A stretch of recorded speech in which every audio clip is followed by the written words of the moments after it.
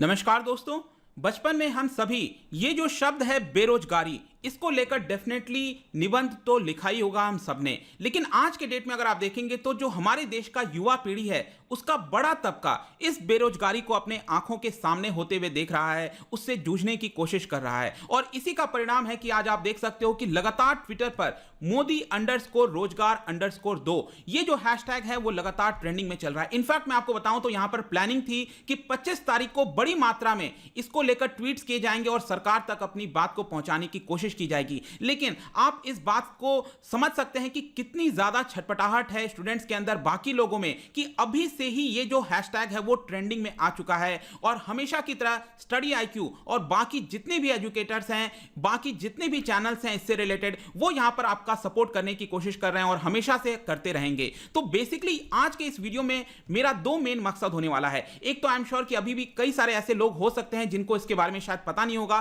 तो थोड़ा सा हम उसके बारे में जानेंगे। लेकिन इसके साथ साथ as a students of economic तो यहां पर मेरा कर्तव्य बनता है कि आपको अनएम्प्लॉयमेंट के बारे में थोड़ा और क्लियर तरीके से बताऊं, आंकड़ों के हिसाब से बताऊं कि इस समय प्रेजेंट में सिचुएशन कितनी ज्यादा भयानक है, इसको हम समझने की कोशिश करेंगे। तो चलिए आगे बढ़ते हैं। सबसे पहले यहां पर हम जानते हैं दोस्तों, मोदी अंडरस्कोर रोजगार अंडरस्कोर 2। ध्यान रखिएगा, यहां पर यह किसी व्यक्ति के खिलाफ नहीं है, किसी पार्टी या इसके खिलाफ नहीं है। सिंपल सा चीज है, जो स्टूडेंट्स हैं उनकी जो डिमांड है, और डिमांड क्या है यहां पर आप देख सकते हो। सबसे पहले क्या हुआ यहां पर, ये जो पूरा मुद्दा है वो आया कैसे, तो मैं आपको बता दूं कि 18 नवंबर 2020 को यहां पर एसएससी सीजीएल 2019 का मेंस एग्जाम्स कंडक्ट कराया गया था। 2 दिन पहले की बात है, आप देख सकते हो यहां पर इसका रिजल्ट डिक्लेयर किया गया। और जैसे ही रिजल्ट आया, जो स्टूडेंट्स हैं वो बहुत ज्यादा नाखुश हो गए। कितने लोगों का कहना था कि हमने इतना अच्छा परफॉर्म किया है, वो 200 में से 190 मार्क्स, 200 में से 190 से ऊपर मार्क्स, उसके बाद भी उनका सिलेक्शन नहीं हो रहा है। तो यहां पर ये जो रिफॉर्म्स हैं उसको लाने की आवश्यकता है। जो मेंस का एग्जाम है उसको री एग्जाम करने की यहां पर मांग चल रही है। इसके अलावा आप देख सकते हो कि जो 2018 का फाइनल रिजल्ट है वो अभी तक नहीं आया है, इसको 6 दिन के अंदर लाया जाए, वेटिंग लिस्ट लाया जाए, एज का जो प्रॉब्लम चल रहा है इसको सुलझाने की कोशिश की जाए। यहां पर बोला जा रहा है कि जो भी एग्जाम्स हो उसको सही तरीके से कराया जाए। क्या एक जो स्टूडेंट है एक एग्जाम देने के बाद क्या वो 4 साल तक वेट करेगा, 5 साल तक वेट करेगा, कब उसको न्याय मिलेगा? ये सारी चीजों को लेकर यही हैशटैग चल रहा है मोदी अंडरस्कोर रोजगार अंडरस्कोर 2। और यहां पर लोगों की डिमांड है और इसके साथ हम सब बने हुए हैं। और आप देख सकते हो पिछले 2 दिन से लगातार 2 मिलियन से भी ज्यादा ट्वीट्स ऑलरेडी हो चुके हैं और लगता नहीं कि यहां पर ये ट्वीट्स रुकने वाले हैं। आगे आने वाले दिनों में आपको ये बढ़ते हुए ही देखने को मिलेगा। तो आइए सबसे पहले अब यहां पर समझते हैं कि जो बेरोजगारी का मुद्दा है, जो स्केल है अनएम्प्लॉयमेंट का, वो कितना ज्यादा भयानक है। 2019-20 में मैं आपको सबसे पहले आंकड़ा बताता हूं। 31 ऑफ मार्च 2020, जो पिछला वित्तीय वर्ष खत्म हो चुका है ऑलरेडी पिछले साल, इसका जो आंकड़ा दिया गया था centre for monitoring Indian economy, that is CMIE। ये एक ऐसा इंस्टीट्यूशन है जिसको लेकर सभी लोग विश्वास करते हैं। इनके द्वारा यहां पर आंकड़ा दिया गया, क्या दिया गया कि 403.5 मिलियन जो लोग हैं वो हमारे देश के अंदर नौकरी कर रहे हैं, मतलब कि एम्प्लॉयड हैं। ध्यान रखिएगा, 403 मिलियन लोग एम्प्लॉयड हैं। अनएम्प्लॉयड कितने हैं? अनएम्प्लॉयड 35 मिलियन है। 35 मिलियन दोस्तों होता है 3.5 करोड़। अब ध्यान रखिएगा, अनएम्प्लॉयमेंट जब मैं कह रहा हूं तो आपने सुना होगा कई प्रकार के अनएम्प्लॉयमेंट होते हैं। यहां पर 3.5 करोड़ का जो आंकड़ा है वो सिर्फ मैं ओपनली अनएम्प्लॉयमेंट की बात कर रहा हूं। ओपन अनएम्प्लॉयमेंट को नेकेड अनएम्प्लॉयमेंट भी कहते हैं। इसका सिंपल अर्थ यह होता है कि कोई व्यक्ति काम करना चाहता है लेकिन उसके पास रोजगार नहीं है, 1 घंटे का भी उसको काम नहीं मिल पाता, मतलब पूरी तरह से वो बेरोजगार है। यहां पर स्टूडेंट्स भी उसी के अंदर आते हैं। आप एक तरह से कह सकते हो कि अगर हम ओपन अनएम्प्लॉयमेंट की बात करें 2019-20 के अंत तक, तो 3.5 करोड़ लोग यहां पर अनएम्प्लॉयड होंगे। और इसके अलावा बाकी के अगर आप अनएम्प्लॉयमेंट की बात करें, जैसे कि यहां पर कोई पर्सन 2 घंटे काम मिल रहा है उसको, बाकी के समय अनएम्प्लॉयमेंट है, तो वो आंकड़ा और ज्यादा भयानक हो जाता है। लेकिन यहां पर तो मैं सिर्फ अभी अनएम्प्लॉयमेंट की बात कर रहा हूं, ओपन अनएम्प्लॉयमेंट की। और हर साल अगर आप देखोगे तो कितने लोग यहां पर एम्प्लॉयमेंट की कोशिश करते हैं, मतलब कितने लोग चाहते हैं हर साल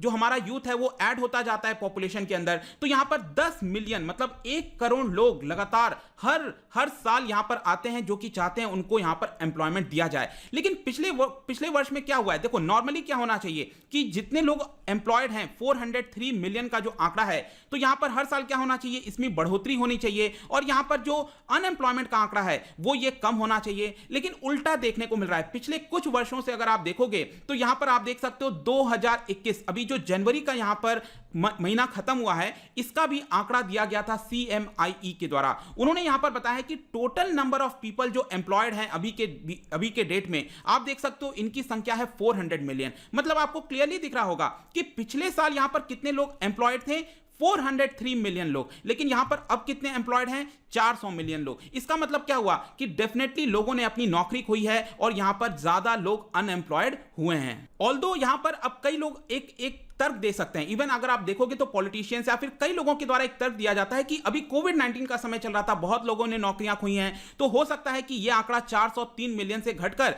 यहां पर एम्प्लॉयमेंट का जो आंकड़ा है वो 400 मिलियन आ गया होगा। लेकिन यहां पर मैं फर्दर आपको आंकड़ा दूंगा और मैं बताऊंगा आपको यहां पर कि यह प्रॉब्लम सिर्फ कोविड-19 की नहीं है, उसके पहले से अगर आप देखोगे तो लगातार जो एम्प्लॉयमेंट का आंकड़ा है वो गिरता आ रहा है। 2016-17 में कितने लोग एम्प्लॉयड थे, आप देख सकते हो 407 मिलियन लोग एम्प्लॉयड थे। 2017-18 में कितने थे, 405 मिलियन लोग एम्प्लॉयड थे। 2018-19 आते आते 400 मिलियन लोग एम्प्लॉयड थे। तो क्लियरली आपको देखने को मिल रहा है कि जो एम्प्लॉयमेंट का आंकड़ा है वो घटता जा रहा है, और जाहिर सी बात है कि एम्प्लॉयमेंट का आंकड़ा घटेगा तो मतलब बेरोजगारी यहां पर ऊपर जाते हुए देखने को मिलेगी। इसका मतलब क्लियरली ये हुआ कि ये जो समस्या है वो कोविड-19 से रिलेटेड ही नहीं है। हां, कोविड-19 की वजह से थोड़ा सा और एडिशन हो गया है, लेकिन ये समस्या पिछले कुछ वर्षों से लगातार चलते आ रही है। इनफैक्ट अगर आप देखोगे तो मैंने अभी आपको जस्ट बताया कि 3.5 करोड़ लोग ओपन अनएम्प्लॉयड हैं, लेकिन ये तो पिछले साल का आंकड़ा बता रहा हूं। अगर आप इस साल का भी आंकड़ा जोड़ लोगे तो करीब बताया जा रहा है कि 40 से 45 मिलियन लोग आज के डेट में अनएम्प्लॉयड हैं। मतलब 4 से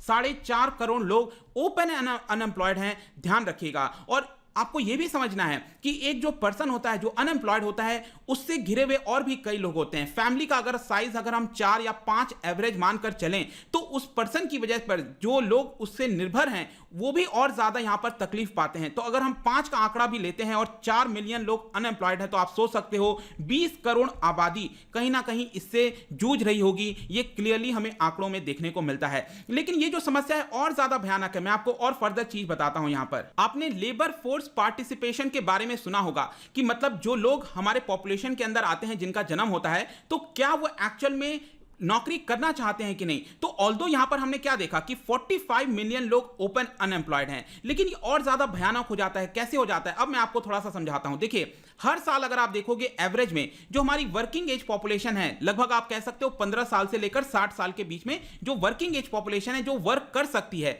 उसमें करीब 20 मिलियन पीपल ऐड होते हैं, हर साल होते हैं, क्योंकि जो बच्चे थे वो इसके अंदर ऐड होते जा रहे हैं। तो मतलब इसका मतलब क्या हुआ, 2 करोड़ लोग लगातार इसके अंदर आते जा रहे हैं। लेकिन क्या जो 2 करोड़ लोग आ रहे हैं, क्या सभी वो एम्प्लॉयमेंट चाहते हैं? नहीं। यहां पर कई सारी चीजें होती हैं। सपोज मैं कहता हूं कि अगर हमारे लॉ एंड ऑर्डर की सिचुएशन अच्छी नहीं है, अगर हमारे समाज में जो विचारधारा है कि महिला शायद काम नहीं करेगी, तो यह भी एक प्रॉब्लम हो सकती है, जिसकी वजह से सब लोग यहां पर नौकरी नहीं ढूंढते हैं। इस 20 मिलियन लोगों में से, इस 2 करोड़ लोग में से कुछ ही लोग यहां पर नौकरी ढूंढते हैं, और जो लोग नौकरी ढूंढते हैं, जो काम करना चाहते हैं, उनको कहा जाता है labour force participation rate. For example मैं कहता हूं, अगर हमारे देश का आबादी है करीब 130 करोड़, तो हो सकता है 30 करोड़ इसमें से कुछ ओल्ड पॉपुलेशन हो, कुछ काफी यंग पॉपुलेशन हो, 15 साल से नीचे हो, और इसमें से हो सकता है 80 करोड़ पॉपुलेशन ऐसी हो जो एक्चुअल में यहां पर काम करना चाहती है, जो चाहती है कि हम काम करें। तो ये 80 करोड़ लोगों को हम कहेंगे लेबर फोर्स पार्टिसिपेशन रेट। मतलब जो अनएम्प्लॉयमेंट का जो परसेंटेज अक्सर आप न्यूज में देखते हो, ये लेबर फोर्स पार्टिसिपेशन में से मिलता है, टोटल पॉपुलेशन में से काउंट नहीं करते हैं। और भारत का जो लेबर फोर्स पार्टिसिपेशन रेट है वो कितना है, इट इज जस्ट 40%। 40% का मतलब क्या हुआ, यहां पर 100 लोगों का अगर जन्म होता है तो 40 लोग ही काम मांगते हैं। अब बाकी के लोग कहां जाते हैं? देखो, बाकी के लोग अब इसमें से हो सकता है कि कुछ लोग खुद का बिजनेस कर रहे होंगे, तो वो एक आप साइड कर दीजिए। लेकिन इसमें से मैंने आपको क्या बताया, कई सारे जो लोग हैं वो लोग थक हार जाते हैं कि उनको नौकरी मिल ही नहीं रही है, तो वो लोग उसके अंदर शामिल ही नहीं होते हैं, फिर कुछ और करने लग जाते हैं, खुद का छोटा मोटा बिजनेस करने लग जाते हैं, या फिर कुछ भी करते हैं, राइट। तो यहां पर आई होप कि आपको समझ में आ गया होगा कि लेबर फोर्स पार्टिसिपेशन काफी ज्यादा जरूरी होता है। ज्यादातर जो डेवलप्ड कंट्रीज हैं उसमें अगर आप देखोगे तो 60% है, मतलब 100 लोग में से 60 लोग काम करना चाहते हैं, लेकिन भारत में कितना है, इट इज जस्ट 40%। तो आप इमेजिन कर सकते हो, अगर हमारे देश में भी ये 60% होता तो यहां पर अनएम्प्लॉयमेंट की समस्या और ज्यादा भयंकर दिखती। मैंने अभी आपको जस्ट बताया कि हर साल 10 मिलियन पीपल, 1 करोड़ लोग यहां पर नौकरी के लिए आते हैं, करना चाहते हैं, लेकिन अगर 60% ये होता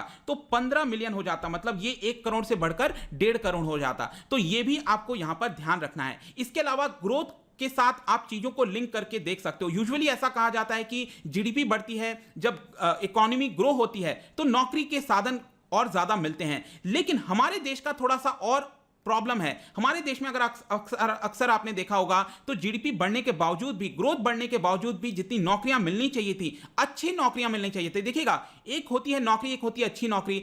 अच्छी नौकरी का सिंपल अर्थ है कि यहां पर जो जॉब है उसके अंदर अच्छा पेमेंट उसको मिल रहा हो। तो यह भी एक बड़ी समस्या है कि नौकरी तो कई बार मिल जाती है लेकिन उसका सफिशिएंट नहीं है, वो अपने परिवार को वो चला नहीं पाता। तो यहां पर jobless growth, I am sure आपने सुना होगा, 1999 से लेकर अगर आप 2010 तक देखोगे, इस 10 साल के पीरियड में यहां पर 63 मिलियन पॉपुलेशन को नौकरी मिली थी, जिसमें से आप ज्यादातर देखोगे तो अनऑर्गेनाइज्ड सेक्टर में है। 44 मिलियन अनऑर्गेनाइज्ड सेक्टर में है, 22 मिलियन इनफॉर्मल वर्कर्स हैं। देखिएगा ऑर्गेनाइज्ड सेक्टर के अंदर दो होते हैं, इनफॉर्मल वर्कर्स और फॉर्मल वर्कर्स। तो इनफॉर्मल वर्कर्स 22 मिलियन, लेकिन उस 10 साल में आप देखो जो फॉर्मल वर्कर्स हैं, क्योंकि सबसे अच्छी नौकरी कौन सी होगी? फॉर्मल वर्कर्स की होगी, जिनके पास सभी सुविधाएं होती हैं, मिनिमम वेज होता है उनके पास, इंश्योरेंस दिया जाता है। तो फॉर्मल वर्कर्स काफी अच्छे होते हैं, तो उनकी संख्या यहां पर गिर गई है। तो हमारे देश में एक और समस्या है कि यहां पर जीडीपी ग्रोथ होने के बावजूद भी ये जो प्रॉब्लम है वो अक्सर आपको देखने को मिलता है। तो अभी के लिए आप एक्सपेक्ट कर सकते हो कि कोविड-19 की वजह से भी यहां पर जो प्राइवेट नौकरियां हैं वो तो आपको शायद ही मिलने वाली है, लेकिन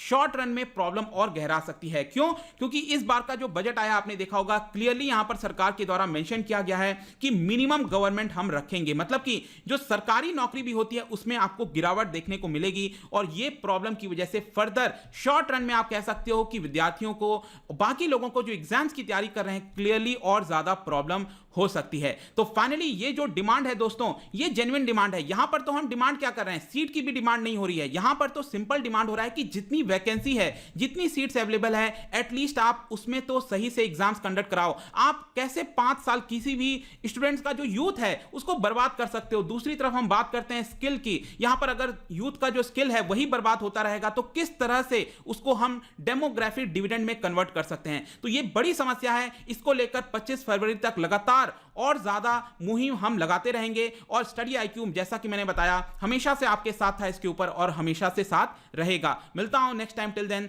थैंक यू वेरी मच।